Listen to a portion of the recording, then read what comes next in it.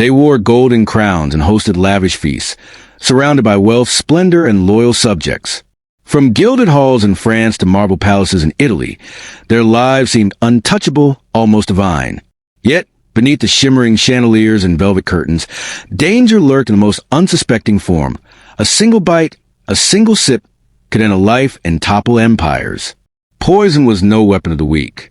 It was the invisible hand that struck kings and queens alike, altering history without a sword, without a battle.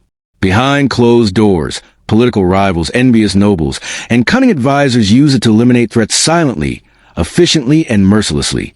One poison cup could decide succession, topple alliances, and plunge nations into chaos. Tonight, we journey into the shadowy world of Europe's royal tables. We will uncover the plots, betrayals, and fatal meals that destroyed monarchs. From Italian courts to English kings fell before their prime, and Russian tsars weakened by subtle toxins. We will reveal how the most powerful rulers of Europe were brought low, not by armies, but by the quiet, deadly touch of poison. Because in the end, no matter how vast the empire, no matter how glittering the crown, no throne could shield them from the silent assassin hidden in their meals. In the glittering palaces of Europe, every feast was a potential battlefield. Kings and queens draped in gold and velvet sat surrounded by advisors, diplomats, and nobles, yet the greatest threat they faced was invisible: poison.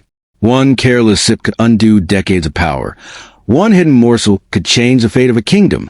To guard against the silent killer, monarchs employed food tasters, loyal or desperate servants who risked their lives sampling every dish before the sovereign touched it. Goblets were meticulously examined, knives polished to perfection, and herbs sprinkled with hope they would neutralize hidden toxins. Some kings drank only a fraction of their wine. Others chewed slowly, tasting for bitterness that might reveal death disguised as delicacy. Despite these precautions, poisoners were cunning and inventive. Arsenic could be slipped into wine, hemlock into sauces, belladonna in desserts. Some acted instantly, turning laughter into screams. Others crept silently through the body, eating away at strength and sanity over weeks. No fortress, no army, no loyal court could guarantee safety. This ever-present threat shaped royal life. Banquets became tense affairs. Every smile could hide betrayal. Every bite carried the weight of survival. For Europe's most powerful rulers, true power meant nothing if a drop of poison could end their reign. And in this shadowy world, even a king's crown could not protect him from the invisible hand waiting patiently on the table. Charles VI, known in history as the Mad King, ruled France during one of its most turbulent eras.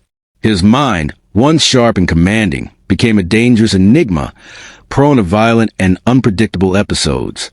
At just 24, Charles suffered his first breakdown, attacking his own knights in a frenzy, only to later wander the palace halls in confusion, convinced he was made entirely of glass, fragile and shattering at a single touch.